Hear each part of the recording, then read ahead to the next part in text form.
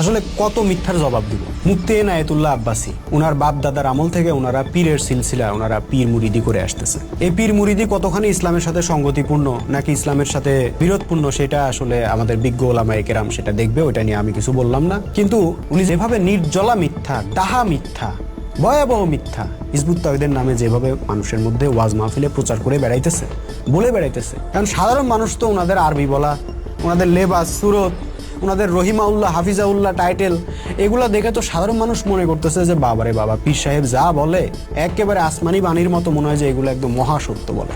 এখানে চুল পরিমাণ মিথ্যা কথা পীর সাহেব বলতেই পারে না। কিন্তু এই যে হিজবুত তাওহীদের নামে উনি ওয়াজ মাহফিলে এই যে ডাহা মিথ্যা কথাটা বলে দিল, উনি বলল যে হিজবুত তাওহীদ হাদিস মানে না। আপনারা শোনেন কিভাবে ডাহা মিথ্যা কথাটা কিভাবে বলছেন। এটা হিজবুত তাওহীদ না হিজবুত শয়তান। প্রথম হচ্ছে এরা হাদিস মানে না, হাদিসকে তাচ্ছিল্য করে। দেখেন এই যে উনি বলল যে হিজবুত তাওহীদ হাদিস মানে না, কিসের ভিত্তিতে উনি এই কথাটা বলল? হিজবুত তাওহীদ আন্দোলন যে কর্মসূচি মোতাবেক হিজবুত তাওহীদ আন্দোলন পরিচালিত হইতেছে, এই কর্মসূচিটাই হিজবুত তাওহীদ একটা হাদিস থেকে নিয়ে যায়। হাদিস এটা হিজবুত তাওহীদের বই অন্তত 50টার মতো হিজবুত তাওহীদের বই পুস্তক আছে। হিজবুত তাওহীদের প্রতিষ্ঠাতা ইমামুজ্জামান জনাব মোহাম্মদ বায়েজিদ খান পন্নীর লেখা বই, বর্তমান ইমামের লেখা বই, আপনি দেখেন না প্রায় 50টার মতো বই আছে, আপনি সংগ্রহ করেন। প্রত্যেকটা বই, একটা বই আপনি দেখাইতে পারবেন না, একটা বই পাবেন না যে বইতে হাদিসের রেফারেন্স নাই।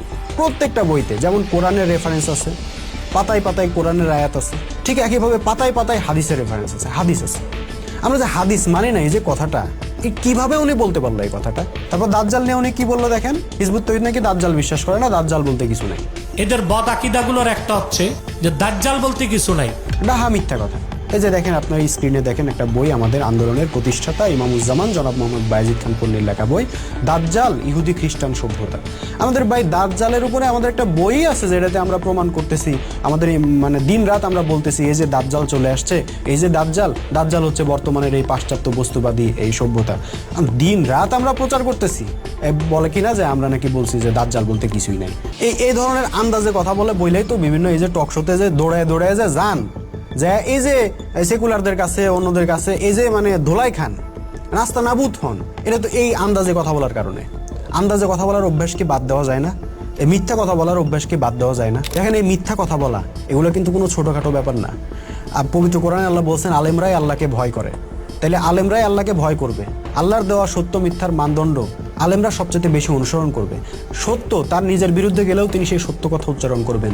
মিথ্যা তাকে সাময়িকভাবে উপকৃত করলেও তিনি মিথ্যা বর্জন করবেন। তারা হচ্ছে আলেম, তাই না? তো তাইলে এই যে ডাহা মিথ্যা কথা, নির্জলা মিথ্যা, ভয়ঙ্কর মিথ্যা কথাগুলো যে ওনারা বলে দিতেছেন, এটা মানুষ আপনারা একটু যাচাই করলেই তো এই সত্যটা বের করে ফেলতে পারে। আমি তো বললাম, আপনারা আমাদের বইগুলো নেন না, বইগুলো পড়েন। আচ্ছা, আমাদের জনসভাগুলোর বক্তব্য তো আপনারা শুনেন, আমাদের মাননীয় ইমামের বক্তব্য আপনারা শুনেন। কোনো একটা বক্তব্য পাইছেন যে বক্তব্যের মধ্যে ইমাম হাদিসের রেফারেন্স দেন নাই, হাদিসের বাণী উল্লেখ করেন নাই?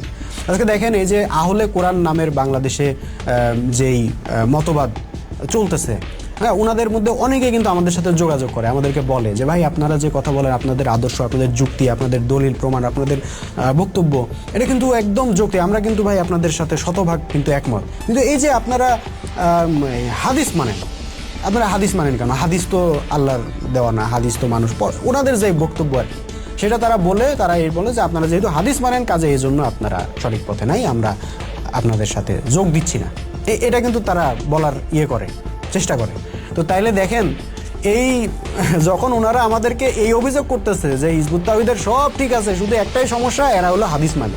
আর ঠিক অপোজিট আবার এই যে এনায়েতুল্লাহ আব্বাসী সাহেব, উনি ওয়াজ মাহফিলে যে জনগণের মধ্যে বলতেছে কি যে হিজবুত তাওহীদ এরা হাদিস মানে না। তাহলে এই কথাগুলো, এগুলো কি আমাদের উপরে একটা জুলুম না?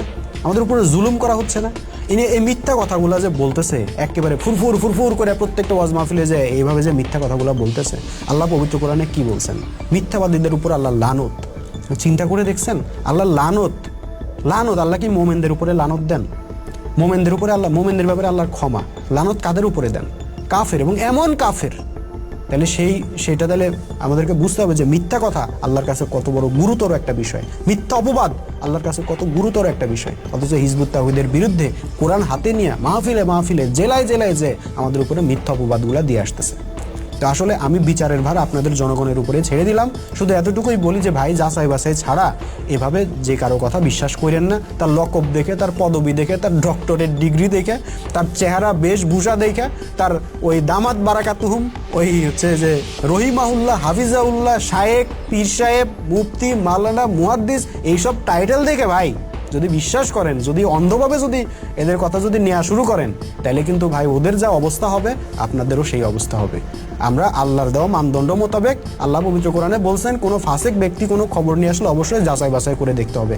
আল্লাহ রসুল বলছেন হাদিসে, কোনো ব্যক্তির মিথ্যাবাদী হওয়ার জন্য এতটুকুই যথেষ্ট যে সে যা শোনে তাই প্রচার করে, যাচাই বাছাই করে না। তো অবশ্যই এদের কথা যাচাই বাছাই করবেন। আর হিজবুত তাওহীদের ব্যাপারে আমরা পরিষ্কারভাবে বলতেছি ভাই, আমরা হাদিস মানি না, এটা চরম ভিত্তিহীন কথা।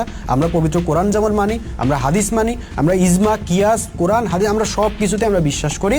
এবং হাদিসের ক্ষেত্রে যেটা একেবারে জাল হাদিস, এটা তো ভাই সবার ক্ষেত্রেই, এটা জাল হাদিস কে আবার মানে? সবাই তো বলে জাল হাদিস মানবে কেন? তো এই জাস্ট এতটুকুই।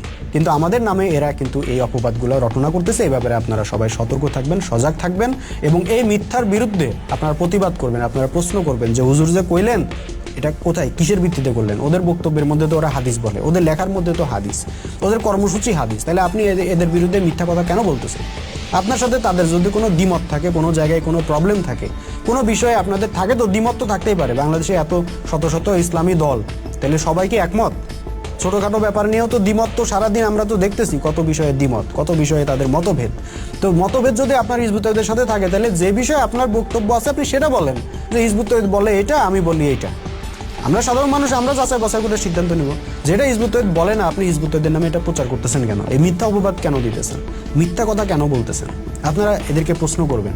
আপনারা প্রশ্ন না করলে এরা সোজা হবে না, এরা মিথ্যা কথাগুলো বলতেই থাকবে। আর মিথ্যা কথা বলা যখন এদের স্বভাব হয়ে যাবে, এরা সব জায়গায় মিথ্যা কথা বলবে এবং এরা নিজেরাও নিজেদের ডুবাবে, ইসলামকেও এরা দুর্নাম করে ছাড়বে। তো আজকের মতো বিদায় নিচ্ছি। আল্লাহ হাফেজ। সালামু আলাইকুম ওয়া রাহমাতুল্লাহি ওয়া বারাকাতুহু।